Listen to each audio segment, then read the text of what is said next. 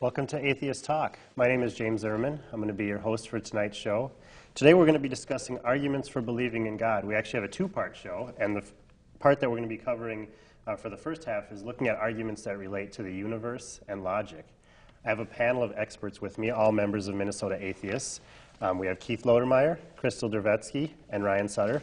And the way that I hope this is going to work is that I'm going to kind of be the apologist and present the argument or the rationale for why a certain bit of logic, or just in looking at the universe, leads us to believe in God, and I hope that they are prepared to present a refutation to that. So welcome, Keith, Crystal, and Ryan. Thank you. Okay, so first off, we're going to look at some of the cosmological arguments, and maybe Keith can start us off here. One thing that people say, they believe in God because the universe could not possibly have come into being by its own. God must have caused it. Okay, well, my response to a lot of these will probably be about logical fallacies, and this one I believe is guilty of begging the question, the if-then fallacy, and hasty conclusion. Of course, if God created the universe, then it just begs the question, who created God? It's the if-then fallacy is saying that if the universe didn't arise on its own or by natural processes, then God must have done it. It doesn't really. It's not really related. Yeah, it doesn't follow. All right. Well, then how about this? And maybe Crystal can take this one. Everything must have been caused by something. We see that every day. So that argument's called the prime mover, because God must have been the one who started it all. What do you think of that? Right. This kind of argument was first basically famously formulated by Thomas Aquinas. And I actually had a funny thing happen the other day. Someone used this argument on me. Oh, perfect. And yeah. And when I pointed out to her that it was actually first coined probably by Thomas Aquinas, she said, "Oh, I'm going to have to check him out." And I said, "Yeah, probably 700 years ago or so was when this started." And according to this kind of argument, and this kind of also explains the whole universe coming into being on its own, that God must have caused it. It's that the things around us are products of a series of previous causes, and the series can't go back in time forever. And so there must be some kind of first cause that wasn't caused by anything else, and that first uncaused cause has to be God. Mm-hmm. The argument a little more formally can be put into premises. And so the first formal premise is that everything has either been caused to exist by something else or else it exists uncaused.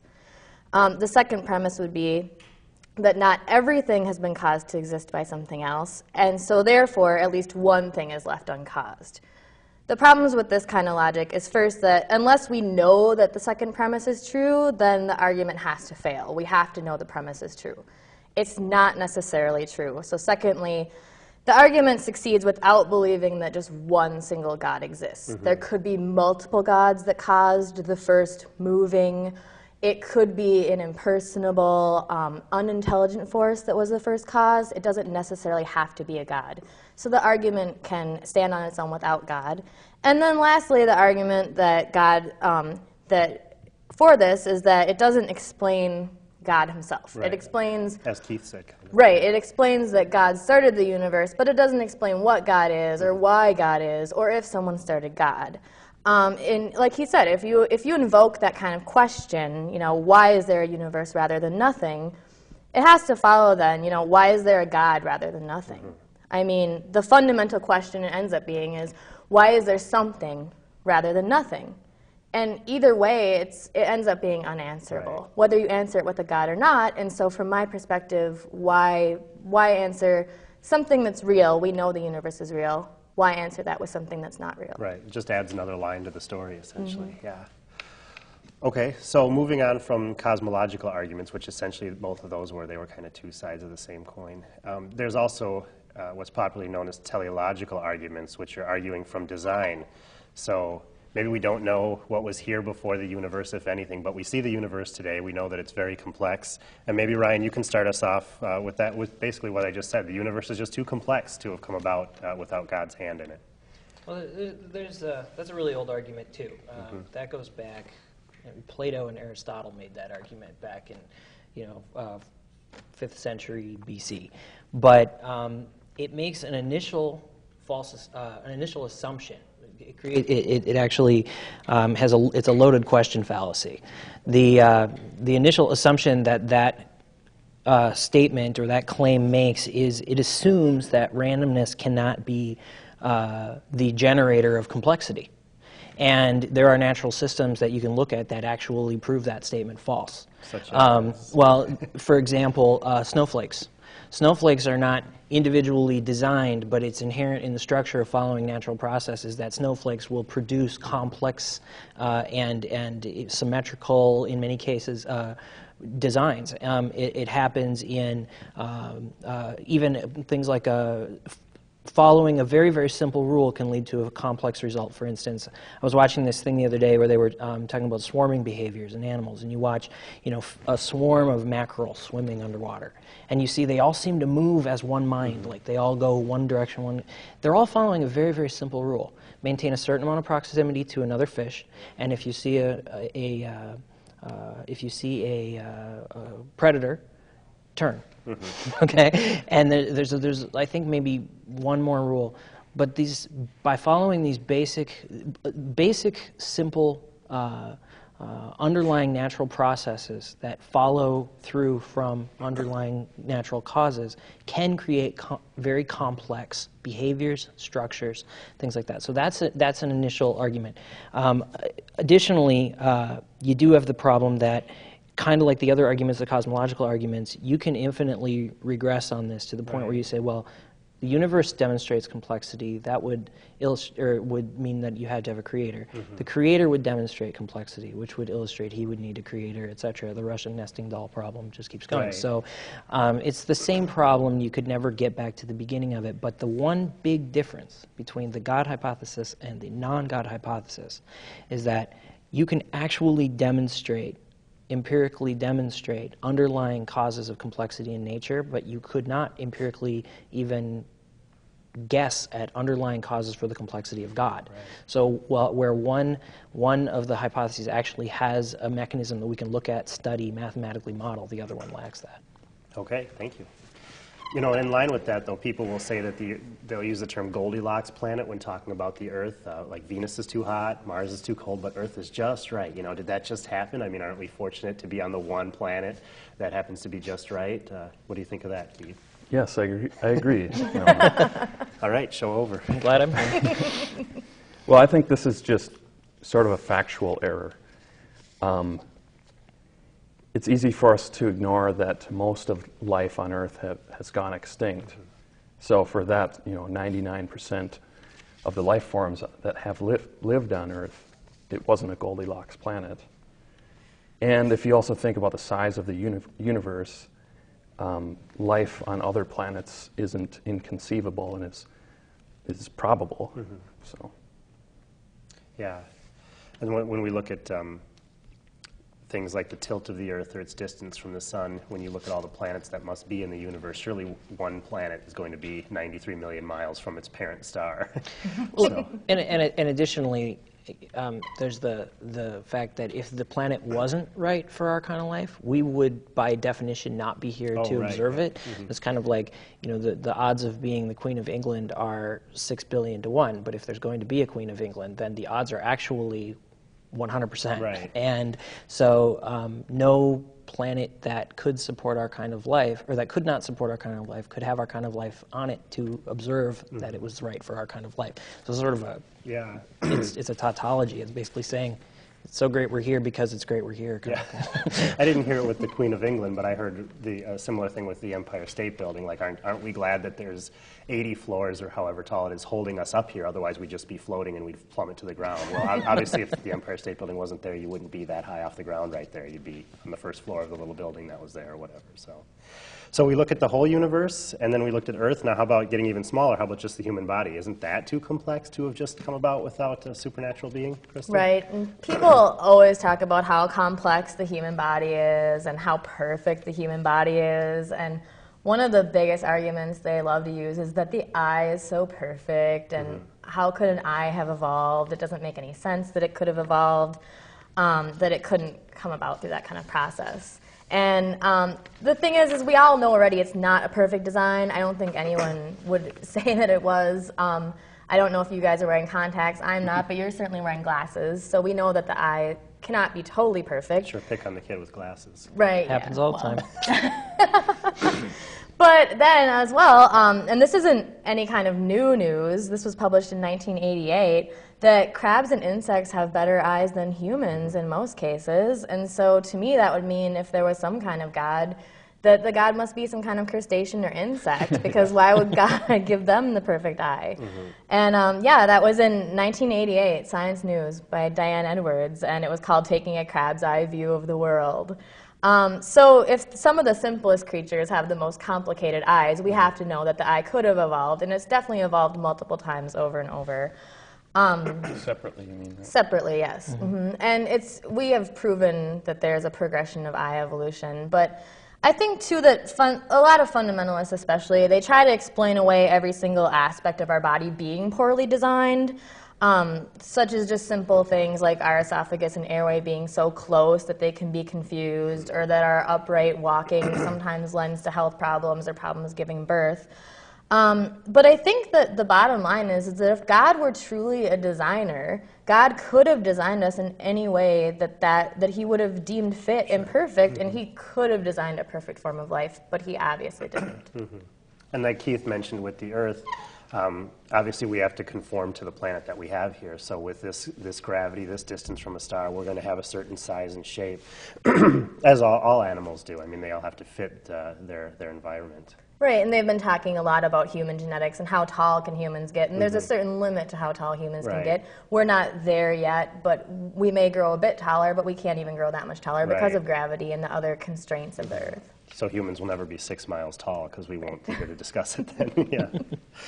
Another popular argument is known as Pascal's wager, which is basically saying, why not bet on the fact that God exists, even if you have absolutely no proof? Why not just bet on it because it's a safe thing to do? Well, the interesting about Pascal's wager, I read a great quote from Voltaire. He said, "The interest I have to believe a thing is no proof that it exists." And Pascal's wager is not a proof of God's existence. Pascal's wager is a deal somebody makes with themselves to live as if God exists, just to hedge their bets. Yeah. Basically, the basic formulation is, if you live as if God exists, and you follow and you do everything just right, and I think Pascal himself talked about it as a Catholic life, where you had to take the communion and you had to do everything, then you're rewarded with infinite rewards, heaven, the works. And if that turns out to be true and you don't live that way, then you have infinite punishment. So therefore, smart money is on pretending it's true. Right, it's true. Yeah, when it's put that way. Well, the big problem with this, besides the fact that it has nothing to do with the proof of God, is that it makes two bad assumptions. It makes the assumption, A, that you have picked the right God to worship. There are hundreds, thousands of gods that have been worshipped over the years. And some are jealous of each other. Yes, there's many of them claim to be. And I mean, as I've discussed with my mother before, I've said, Mom, I know you love Jesus. What are you going to do if you die and you wake up and you're in Valhalla and Odin is looking at you? Right, and he's upset. Then you're in trouble, right? So that's the first thing. It's not a 50-50 deal. It's not God or not God. It's which God. The second thing is that it assumes God rewards your belief. Even if you really, really, really did convince yourself with Pascal's wager and you really believed, you don't know for certain. Maybe God exists, but maybe God's not a rewarding God. That's all spelled out in a theology. So the fact of the matter is that it can be a choice that you can make, but Richard Dawkins sort of puts up an anti-Pascal's wager and says, well, it's not like the opportunity cost here is nothing, right? All the time and effort and energy that you squander on worship, on tithing, on Sundays spent in church instead of at home taking care of your family or working or doing whatever, you lose out on that. So it does cost you something. And if Pascal's wager, or if God doesn't exist, and this is the one life you get, then there is a cost. It's not a zero-sum thing. So the only possibility in which Pascal's wager makes sense is if there is infinite reward. And that doesn't actually follow through logically. And either way, it doesn't really have a lot of bearing on whether there is a God. Right, yeah, it doesn't really. That kind of fits in with the next argument I was going to say, which is also with Pascal's wager, is that you don't lose anything if you're wrong. You kind of touched on that, but I think, Keith, did you have anything else? Yeah, I was just going to say, I don't understand how it helps you believe in something. Right. If something is safe, let's say believing the sky is always green is safe. You know, how does that, just because it's safe doesn't make it easy to believe. I don't see how it lends to believing at all. And if it's, this part of the argument too is it's not hurting anyone if you believe it, but I think we all know that to be false, that as atheists being somewhat persecuted in some ways, but that's not really my main point. But religion can get in the way of progress like stem cell research and same-sex marriage, stuff like that. So it's obviously hurting someone to subscribe to a religious belief anyway, is not necessarily a God belief. I know that. I've always thought, too, that, I mean, when you think of God and the traditional concepts of God, and that he's omnipresent and omniscient, you have to think that wouldn't God know that you were just hedging your bets, and wouldn't he know that you were only believing because you were scared and you weren't really a true believer? Right. Because to me, I think that any kind of worthwhile God would definitely see through something like that. Right, like when you know you're just buying a gift for him just to ingratiate yourself to him Yeah. for certain, like how people maybe do for certain political positions, you know, but wouldn't God know that?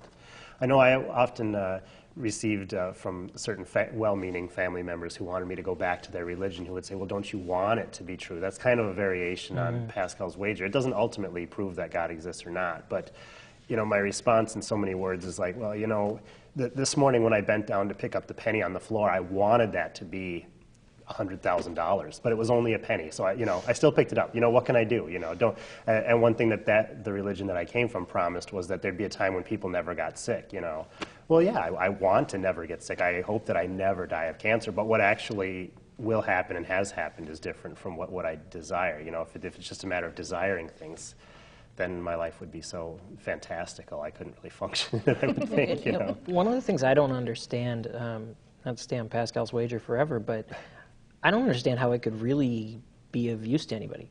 I mean, if you are at the point where you're thinking it through to this point, you're not believing. You're not a believer. What you're trying to do is come up with a way to give yourself an excuse to continue to live as if you believe. Right. So you fit in with your society, your culture.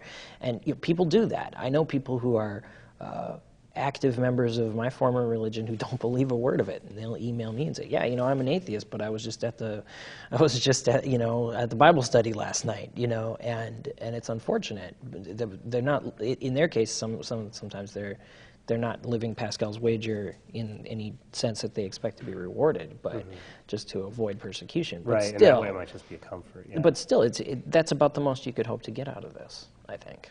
I also think that being an atheist doesn't hurt anyone either. So No. Yeah. So that's the weakest There are argument. some so believers far. who might disagree with you. So I have one more category here pertaining to logic that we can cover before our time is up, and that is just about feeling God. We started talking about things that maybe had some empirical proof, but now we're just talking about what's inside you. So maybe, Crystal, you can start off. Some people will say, God answers my prayers. Yeah, I pray for this, I get this, therefore God exists.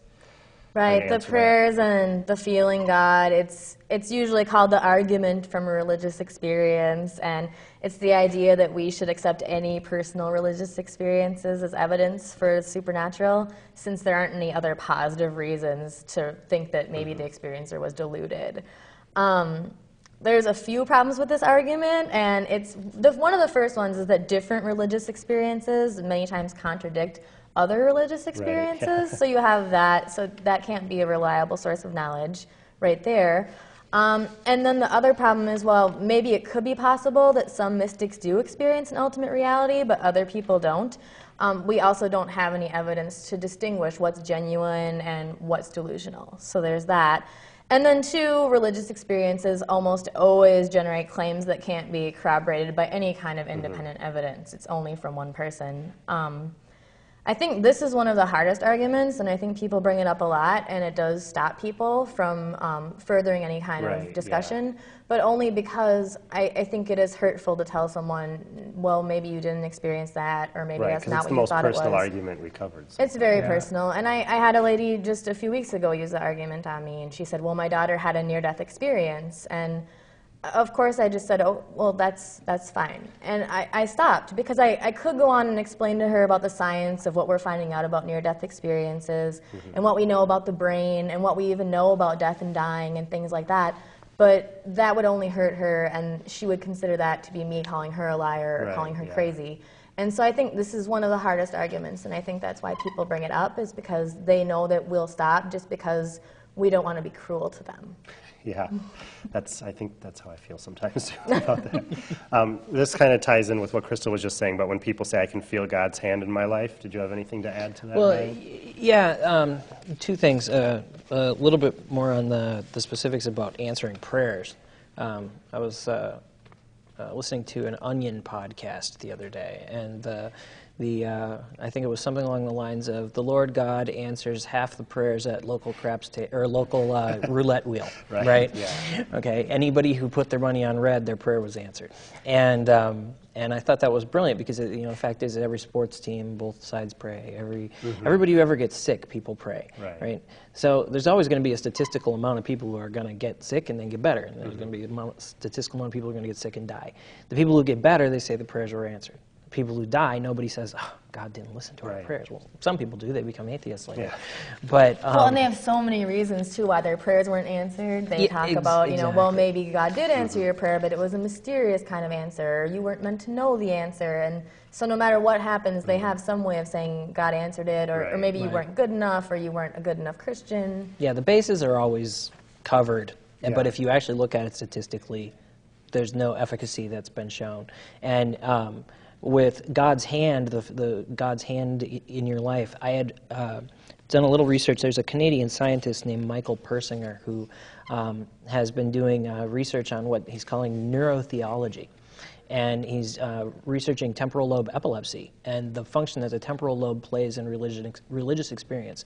He found that by stimulating the temporal lobe in his patients' brains, in theists and non-theists alike, in 80% of the people that he worked with, he was able to have them have a legitimate feeling that an invisible third party was present, that there was somebody there.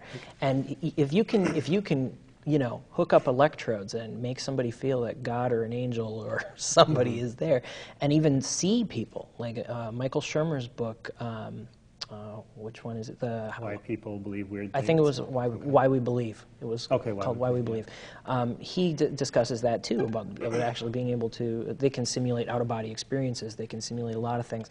So, the mind has been doing this, and we've only had this brief period in human history where we've even understood that that's happening, And I was thinking, with the 50-50 with the roulette wheel, that's one thing. But sometimes the people who think their prayers were answered end up being the most vocal ones. Like in extreme cases, you'll hear it often when people are rescued from natural disasters. They say, God answered my prayers. Well, the people whose prayers weren't answered aren't really there to, not to be gruesome, but they were killed in the mudslide or the hurricane or whatever. Well, and the person whose prayer was answered by winning the Oscar, they're on stage behind the microphone. So they get more notoriety just by the nature of why they're there in the first place. Well, on a long enough timeline, everybody winds up dying, right? So I thought about this earlier today. Say somebody was driving along in Indonesia and they just missed a car accident and they prayed and they were like, well, God answered my prayer, right? I got home safe. And then the tsunami hit the next day, right? So eventually your prayers stop, you run out, you can pray every day about everything and your plane's going to crash, your car's going to crash, you're going to get cancer, something's going to happen. So it just goes to show that it's more of a safety, Right. like psychological safety blanket kind of thing. Like Crystal pointed out, we kind of dismiss the negatives, or was that you that said that? Oh, I don't remember who said it, but which kind of reminds me of a casino. You know, the person who wins $1, you know, the lights flashing on top of their slot machine, it's making a lot of noise, they're jumping up and down, you know. Meanwhile, $10 were lost nearby, but that went unnoticed, you know. And so casinos have wisened up for that. You know, then people run home and say, I won $100, forgetting that, you know, over the past year they've spent $1,000 at the casino, you know. So it kind of, that's just human tendency, you know. When we do meet up with some luck, we tend to, you know, really broadcast it because we're happy with our life all of a sudden, you know, or more so than usual. All right. I would think that if you really truly believed in an afterlife, you would look forward to some kind of tragedy like that anyways. So God wants you. why is a prayer being answered like surviving cancer or something? Why is that good? Wouldn't you rather just die and get it over with? Yeah. Yeah, that even bothered me when I was religious because my religion didn't teach that we would go to heaven, but that we'd be resurrected here on earth. So I almost viewed death as like a fast ticket there because as long as you were alive, there was the possibility of a sin, some grave sin, you know, that would leave you from God's graces. But not that I wished that I would get killed, but I thought I wouldn't really be that upset, you know, if a hurricane hit my house, you know, or a car accident, because that just kind of, you know, removes me from this wicked, tempting world and just puts me right into the reward, you know. So I know what you mean. So it was almost like, how much do we have to, you know, go visit the doctor? And when that fits back with Pascal's wager, that it can be pernicious, you know, to bet on God's existence. Well, and you get a slippery slope there. You know, ultimately you wind up with people dying because they don't get medical attention. Yeah. They don't do things. So. Yep. Exactly. All right, well, we're out of time, or pretty much out of time. So thank you guys for this half of the show. And thank you for listening. If you'd like to contact us at the address that you see on the screen, please do so. We'll send you a free copy of our latest newsletter. And let us know if there's any topics that you'd like to hear. We'd be happy to talk about them here. Or if you'd like to come on and talk about them, we'd be happy to do that also. If you're interested in us, we're interested in you. Thanks for listening.